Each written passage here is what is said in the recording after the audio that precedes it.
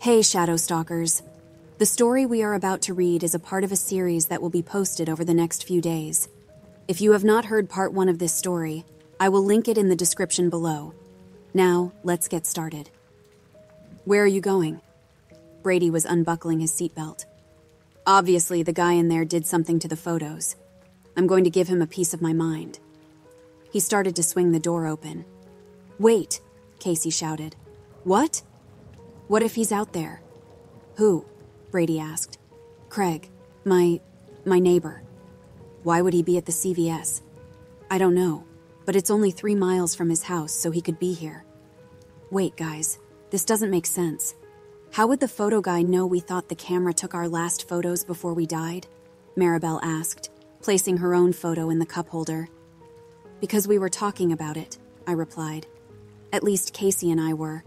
We were trying to be quiet, but it's possible he heard us. A heavy silence fell over us. Okay, let's go, Maribel said, opening her door. The night was unusually dark. The sliver of a moon hung in the black sky, far above the street lamps of the parking lot. We made our way towards the sliding doors, glowing warm yellow. Brady was probably right. The photo guy certainly had the time. We were in the store for a full hour, waiting for the photos to be developed. He could have easily hopped on some AI tool like Midjourney and typed in things like old man standing on the beach or Christmas family photo of old woman. Although it would take some photoshopping skills to get our actual faces in the images. But if he had access to the real photos we took, that was possible. Nobody recognized the photo guy, right? I whispered, right before we stepped inside. No, Brady replied. Maribel and Casey shook heads. I hadn't recognized him either, but he looked like he was only a few years older than us. It was possible he knew one of us. Maybe he even had some sort of revenge plot. Maybe his brother had a crush on Casey, or maybe Maribel got picked for the trivia team over his little sister. Just because we didn't know him didn't mean he didn't know us. 6 degrees of separation, much less than that in a small town like ours. We stepped into the CVS. There was an old woman at the cash register, but no one at the photo booth. Hey, where'd he go? The photo guy? Brady called out to her, somewhat aggressively. He's in the back, I think, she replied, eyeing him warily. We wandered through the aisles. He's hiding, Brady whispered to us. He knows what he did, and he's hiding out. We followed him down the aisle, the fluorescent lights blinking above us. The more empty aisles we passed, the more convinced I became of this theory. He'd messed with the photos and slipped out before we could confront him about it. Except, that left all sorts of questions like, how did he know what Casey's neighbor's basement looked like? Wouldn't an AI tool refuse to generate such a disturbing image of a woman tied up in a basement? We turned the corner, and there he was, the photo guy, restocking in the cold medicine aisle.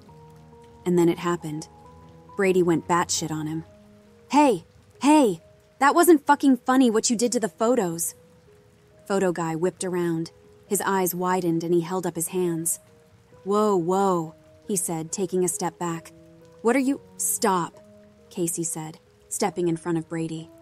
Then she turned to photo guy. Did you do something to the photos? Her tone had an edge to it I'd never heard in it before. Fear and anger slicing through her usual bubbly, chatty tone. And then, to my shock, photo guy nodded. All of us froze. For a second, time seemed to stop.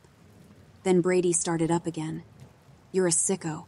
That was a horrible thing to do, photoshopping Casey, making it look like she was tied up in a basement. Wait, what? Photo guy asked, his eyes widening. Oh, don't deny it, Casey spat. Brady's right, what you did was sick, you're a fucking psycho. No, I did not do that. He shook his head wildly. Look, all I was saying is that I messed up your photo job, okay? Earlier today I spilled some Coke on the machine, and when your photos came out, they were all warped and weird and stuff. That happens if water gets inside the machine. And I already threw out the negatives, so I couldn't reprint them. That's all. He held up his hands in surrender. So you didn't edit a photo to show Casey, I said, gesturing to her. Tied up in a basement? His expression told me the answer. No. Wait, all the photos were messed up? I asked. Yeah, I think so. We didn't get any photos that were messed up, right? I turned to Casey. She shook her head. Photo guy shrugged. I don't know, guys. I'm just telling you what happened. Was there anything wrong with the camera? Like a Raspberry Pi inside it or anything? Maribel asked. Raspberry Pi? His face scrunched up as he glanced between us. Like a microchip, a computer, anything. He shook his head. It looked just like a normal disposable camera to me, although I haven't seen one of those in years. An awkward silence fell on the five of us. Thanks. Sorry for bothering you, Maribel said finally, starting back down the aisle. The three of us followed her towards the front of the store. We got back to the car without a word. Brady and Maribel in the front, Casey and I in the back. I stared at the dark parking lot ahead, my heart pounding in my ears. Maribel fidgeted with her photo in the cup holder. Brady dug in his pocket for the keys. Casey kept her back to me, staring out her window. The car rumbled to life underneath us. Where are we going? I asked. My house, Brady replied. My mom won't care. You and Casey can take the spare room and Maribel can be on the pull-out sofa. I glanced at Casey. She didn't turn around. Fine with me, Maribel replied. Brady started pulling out of the parking space. Wait, Casey said suddenly. The three of us turned to her. We should take a photo of Benny. Then that isn't his last photo alive and the camera is wrong. Brady let out a laugh. You're saying you actually believe this shit? She scrunched her face at him. Come on, let's just do it, okay? Fine with me, I replied. Casey turned to me, holding her phone up. I stared at the black camera glinting in the light, staring at me. She raised her hand, her fingers shaking over the screen. Okay, 3, 2, 1. Click. The fake shutter sound filled the car. But as she stared at the phone screen, her eyes widened. Wait, what? She whispered. My heart dropped. The camera app just, quit out. Hang on. She tapped at the screen. Click. Her eyebrows furrowed. It quit out again. Let me try. Maribel pulled out her phone and pointed it at me. Click. Her smile dropped. She glanced at her phone, then back at me. Mine just did the same thing, she said. It just quit out, as soon as I took the picture. That's 'cause both of you have crappy iPhone XS or whatever, Brady said.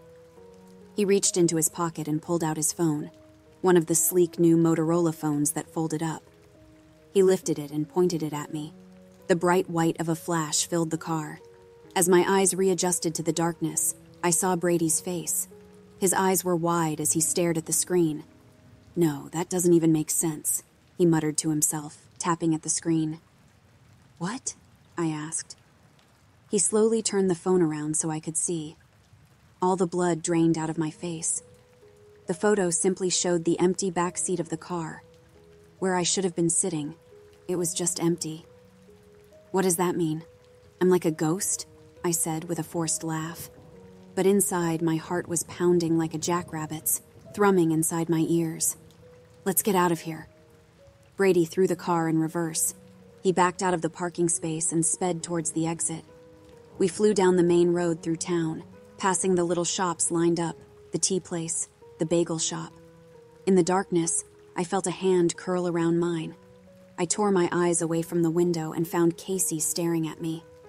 Her hand was tight around mine, ice cold. Guilt stabbed through me. I slowly pulled my hand away. What? I couldn't break up with her here in the car. Right now.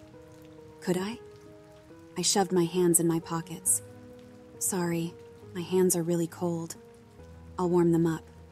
No, your hands are cold too. Colder than mine, actually. Maribel turned around. What's up?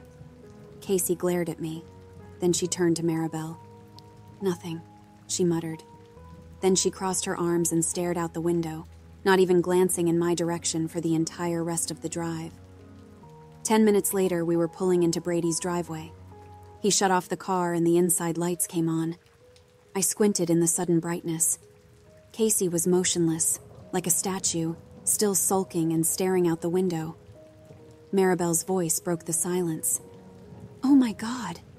She'd grabbed her photo out of the cup holder and was holding it close to her face. It fluttered and shook in her hands. My heart plummeted. Without a word, she turned it around for all of us to see. It took me a minute to notice the change, because the photo looked the same. An ancient old lady sitting in front of a Christmas tree, surrounded by family. But now, the woman who had been holding the baby, she was different. In the previous photo, she'd been holding a little girl in an elaborate infant Christmas dress. Now she was holding a little boy, dressed in a teeny little suit. It changed, she whispered. "Mine changed too," Brady said. "But not by much. It's just me a little older." Casey scrambled for her photo, and I heard her sigh of relief almost instantly. She held it out to me, shoving it in my face, before I could even look at mine. "We did it," she said, her voice wavering. "Look." Her photo no longer showed her tied up in a basement. Instead, it was a woman with wild gray hair in her 60s, posing next to a shaggy black dog. Relief flooded me, but that relief evaporated as soon as I looked at my photo again. It wasn't the same photo of me posing against the tree. It was a different photo, a wedding photo. I was dressed in a tux, beaming with joy, grinning ear to ear, hair slicked back and bow tie crisp black against my neck, hand in hand with a beautiful bride, a bride I recognized. It was Maribel. I tried to hide it, but it was too late. Casey's eyes widened. Brady and Maribel leaned into the back seat, curious. Maribel's mouth fell open. Brady stared in shock. The photo swam before me as I felt weak, as darkness crept into the edges of my vision. We pulled up to a 70s split level bordered by tall hedges. Brady drove into the garage, and as soon as we came to a stop, Casey stormed out of the car. "Casey, wait!" I called out, following after her. "I don't want to talk to you," Casey snapped back. I'd never seen this side of Casey. Sure, I'd seen her angry, but not like this. Her usually excited, chipper tone had been replaced by a low and hollow voice. Her blue eyes flashed with anger. Brady brushed past her and opened the door into the kitchen, raising his finger to his lips. "My mom's asleep, so be quiet, okay?" The three of us followed in quietly. "Where's the guest bedroom?" Casey muttered. "I just want to go to sleep." "Up there, at the end of the hall." Without another word, she disappeared up the stairs. The door slammed loudly a few seconds later, and Brady winced. "She'll get over it," he whispered to me. "No, she won't. But it's okay. I was going to break up with her anyway." "Really?" I shook my head. It wasn't working. "So what do we do now?" Maribel asked. Her first words since the photo. She hadn't said a word during Casey and my fight in the car. "Get some sleep, I guess. It's almost 3 a.m., I replied. Maribel glanced at me, but then immediately broke eye contact and looked down at the floor. "Did Casey ever say where she got the camera?" Brady asked. I shook my head. "Just said a friend gave it to her. Whoever they are, they probably know what's going on. Maybe they can help us," he replied, glancing at the stairs. "I don't think you'll get any answers out of Casey tonight," Maribel muttered. "Let's just go to sleep. I'm so tired." "You want to take my room, Maribel? Or Benny and I can be in my room and you can be on the couch." "I'll take the couch," she replied. "Sure." The three of us moved into the family room. Brady bent down and grunting pulled out the couch. The rusty hinges creaked and groaned. "Hang on, need to get you guys blankets and pillows," he said, brushing past us. His footsteps receded, and then Maribel and I were alone. A few seconds ticked by. Our eyes didn't meet. Sorry," I finally said, breaking the silence. "I know this is really stressful, the photo and everything. It doesn't mean anything." "What?" "The photo. The future is totally undetermined. You and Casey changed the future by not going back to her house. The photo of us. It's only showing one possible timeline among infinite ones." She shook her head. It doesn't mean anything." Her words felt like a gut punch. "Oh, okay." I sat down on the bed. When the silence got to be too much to handle, I got up again and began pacing the room. I thought I saw Maribel open her mouth at one point to say something, out of the corner of my eye, but then she closed it again.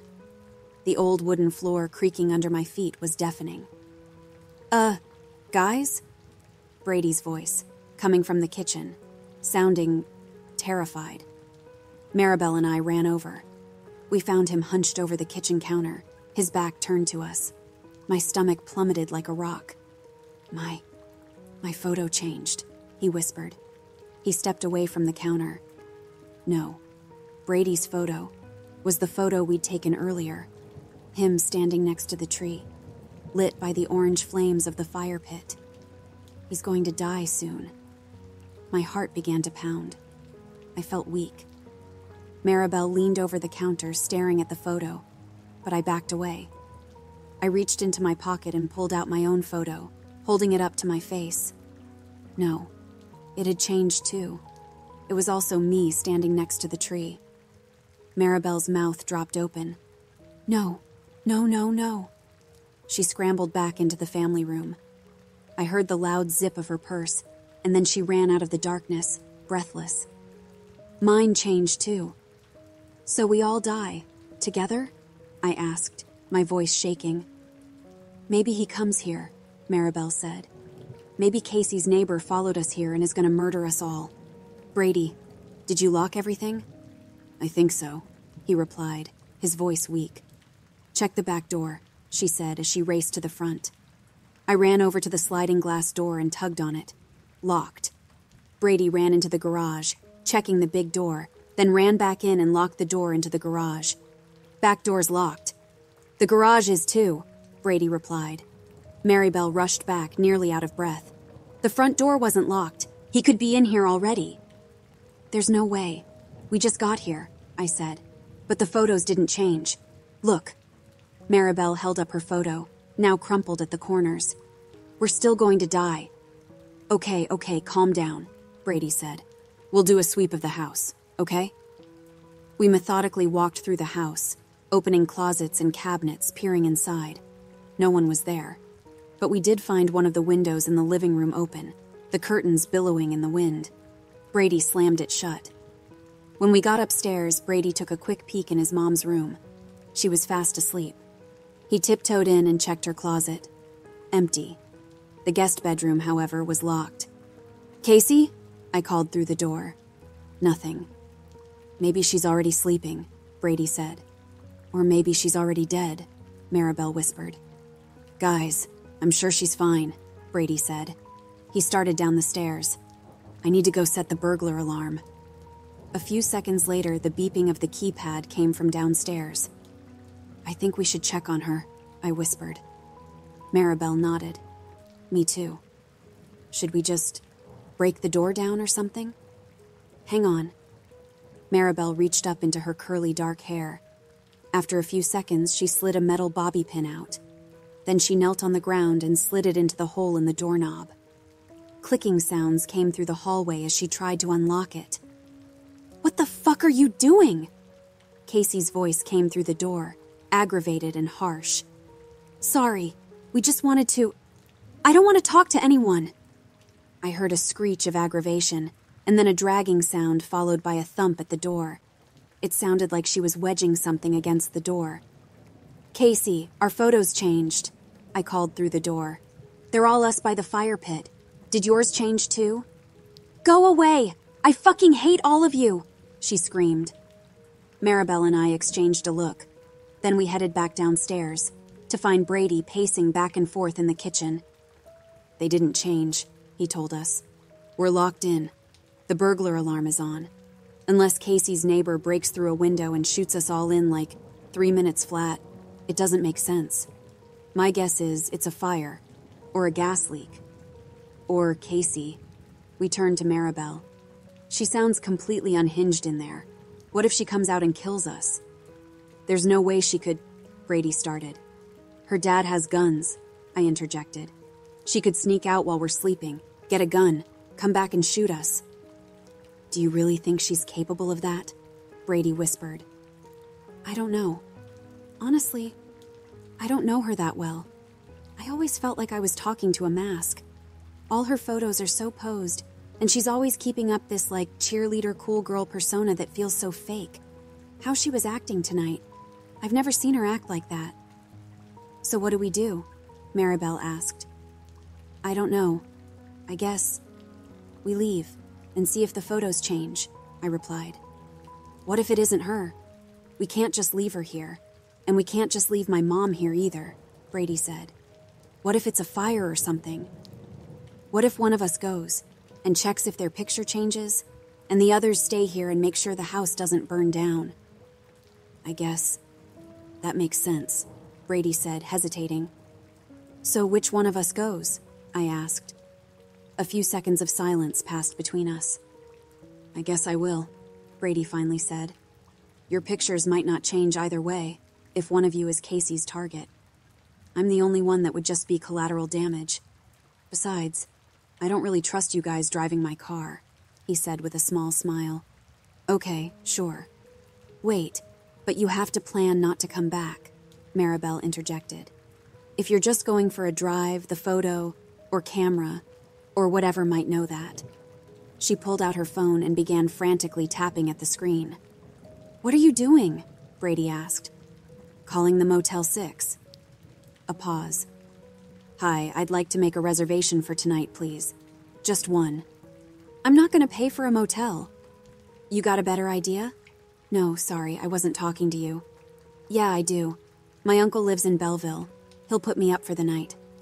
Maribel glanced at him. Okay, sorry, cancel the reservation. We found something else. A few minutes later, Brady headed out. I'll call you when I get there, he said, and tell you what the photo is. We listened to the rumble of his engine, and after he'd pulled out, we closed and locked the garage door. I pulled out my phone, flipping it over nervously in my hands. We're going to be fine, I said to Maribel, when I caught her looking at me. She laughed. Oh, really? Yeah. She glanced down at my hands, flipping the phone over and over. I think you need more convincing than me. We sat down at the kitchen table. Maribel opened a drawer and, after rummaging around, pulled out a huge chef's knife. If Casey really does go crazy on us, she said, smirking at my shocked expression. Do you think she'd try to kill us? I asked. I don't know, she's your girlfriend. Yeah, but she's still your friend. Do you think she'd do something like that? I whispered. Her smile faded. I don't know. Casey has always been emotionally volatile, I guess, is the word. Like one time we were swapping dresses and I tried on this one dress that, I don't know, was very special to her for some reason, I guess. And she flipped out at me, like screaming at me, calling me a bitch, the works. I'd be furious at her, except she went completely back to normal as soon as I gave it back. Huh. I'd never really seen that side of her. Yeah, I think she probably hides the crazy from all her boyfriends. The conversation fizzled out, and we sat there in awkward silence, listening to the ticking of the annoying bird clock Brady's mother had hung up. Maribel looked down at the knife, her reflection in it. I picked at my cuticles, and then suddenly my phone rang. I jumped and flipped it over. It's Brady. I picked it up. Hello? But from the instant I heard his voice, I knew something was terribly wrong. The photo. It changed. But it's not. Oh God, I think I'm going to die. Slow down. I can barely understand you, I said, anxiety flooding through me. At the same time, Maribel asked, What's he saying? I grabbed the photo and switched it to speaker. What did the photo change to? I had to get on the highway, to get to Belleville. And there's that toll, right? Well, my picture changed. To the security camera picture, from me driving through the toll. What? The picture is me, driving through the toll, 10 minutes ago. Oh no. There's another toll coming up in 5 miles. That means I die before I get to there. Can you turn around? Maribel asked. No, there's this huge median. Pull over, she shouted.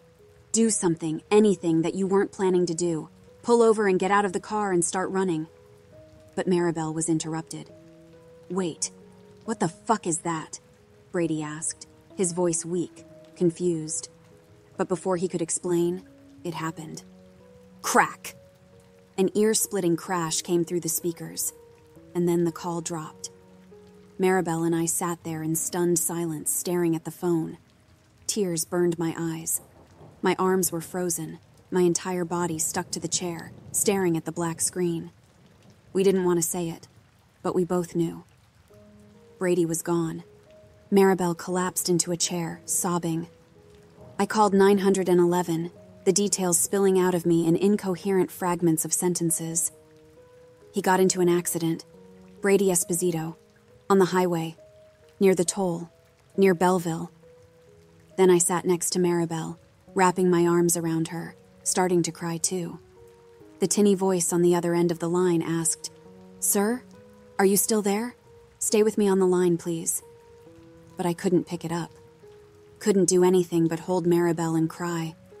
This can't be real. It's just a stupid photo. Maybe he didn't die. Maybe he's okay. But I knew. Deep down, I knew he was dead. That was the deal from the start.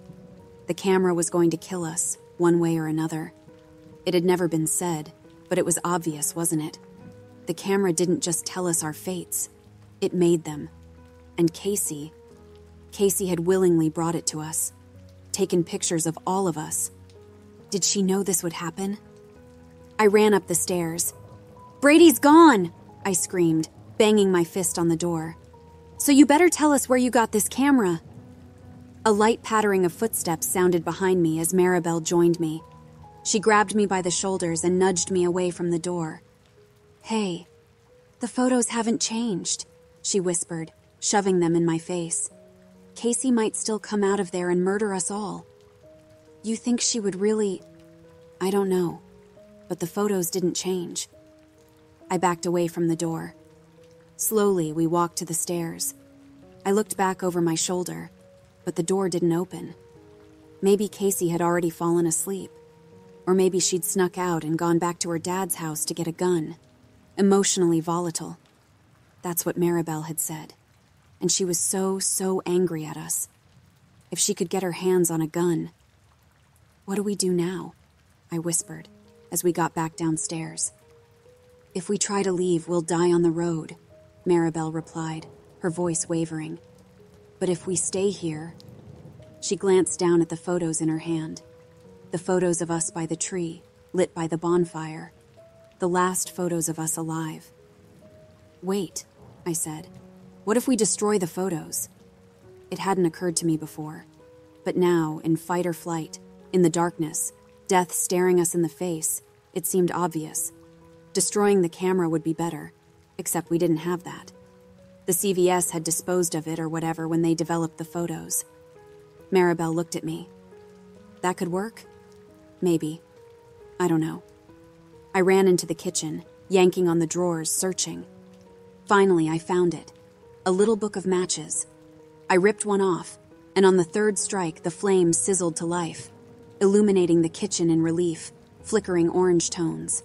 I grabbed Maribel's photo first, touched the flame to the photo. For a few seconds, it didn't take. The glossy photo paper seemed to repel it, almost. Come on, I muttered, holding both the match and the photo as still as I could in my shaking hands. The flame finally caught. The corner of the photo began to curl up, the base of the tree distorting as if it were melting. My heart pounded faster. Something like hope bloomed in my chest. And then Maribel screamed.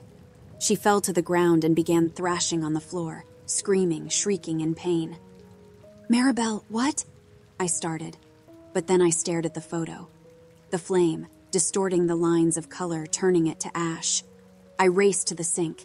It extinguished with a hiss, and immediately her screams quieted. I dropped to the floor next to her. Tears streamed down her cheeks as she looked up at me. It hurt. So much. She choked out, blinking away more tears. Thumps sounded on the stairs. First, Casey burst into the kitchen, her hair wild, her eyes wide, then Brady's mom behind her. What's going on? Mrs. Esposito asked, rushing over to us. "Is everyone okay?" My heart sunk. "Brady was in an accident. I don't think he made it." The photos changed again. As we sped down the highway, in the back seat of Mrs. Esposito's car, they changed. I'd been staring at my photo the entire ride, expecting it to change to CCTV footage of us on the highway at any second. The inside of the car was dark, but I could see it every time we passed underneath a street lamp, lit in the orange halogen glow. On, then off, like a monster lit by a strobe light in a haunted house. As we passed over the next street lamp, it was no longer the photo of me against the tree. It was instead a photo of me, Casey, and Maribel, dressed in black, standing outside a church, next to Brady's parents, his funeral. I knew he was dead, but seeing the photo made it real. I nudged Casey and Maribel. "Look," I whispered. Their photos were the same. Why did they change now? Right now, on the way to Brady? Had Casey actually been planning to kill us, but now couldn't? "Where did you get the camera?" I whispered to Casey. She looked back at me in the dark with wide blue eyes. "Casey, I didn't know it was going to kill anyone, okay?" she whispered, the corners of her mouth twitching. "Yeah, we know, Casey," Maribel whispered. "But where did you get it?" She glanced between us fearfully. "Ezra Schmidt gave it to me." "Who?" Maribel asked. "Emma's brother. You know, the girl who was hospitalized last year for a suicide attempt." She took in a shaky breath. "You mean the girl you bullied all through middle school?" Maribel snapped, glaring darkly at Casey. "The girl you called Prego Emma?" Casey nodded sheepishly. "I ran into Ezra at the grocery store right before the party. He gave me the camera. Said it was a really cool camera one of his friends had found." "So you took a camera from the brother of the girl. You drove to suicide," Maribel said very slowly. "I didn't drive her to suicide. I haven't even talked to Emma since 8th grade." "Those kinds of wounds don't really heal, Casey," Maribel replied. "Like, ever. But Ezra was always nice to me. I think he even had a crush on me. He'd follow me around sometimes at school." "Okay, none of this matters," I whispered, cutting her off. "We need to find Ezra and ask him what's going on here, and how to stop it. It won't bring Brady back." A heavy silence fell over us. I glanced at the windshield, the dark highway stretching out in front of us, the back of Mrs. Esposito's head as she quietly sobbed. The minutes stretched on, the three of us in uneasy silence. And then, finally, we saw it. Red and blue lights puncturing the darkness. Police cars parked in the middle of the highway, obscuring the battered remains of a car. Mrs. Esposito parked on the shoulder and, without a word to us, ran towards the police officers. The three of us slowly approached after her, my heart hammering in my chest. Between the police cars, I could see slivers of Brady's car, twisted gray metal, shattered headlights, a white airbag pressed against a cracked windshield. I didn't need to fight through the cluster of cars to see how bad it was. And as we approached, I noticed something on the ground. Something small and white, face down, among a few stray shards of glass and twisted metal. I walked towards it, the voices and sirens fading out of my consciousness. All I could do was stare at the photo, face down on the asphalt. I reached down and picked it up. My heart plummeted. It wasn't the final photo of Brady going through the toll booth. Instead, it was all blurry, muddy streaks of gray, bleeding into each other. Like the photo had been corrupted, or like the camera had been moving wildly. But there was something I could see. 2 lights in the upper right corner. Thin, jagged lines of light descended from them, as if they were also affected by the blur. Headlights? Is this what Brady saw, right before he died? I stared at the 2 dots. There was something about them that unsettled me. I couldn't look away. 2 lights, almost like eyes, staring back up at me through the glossy photo paper.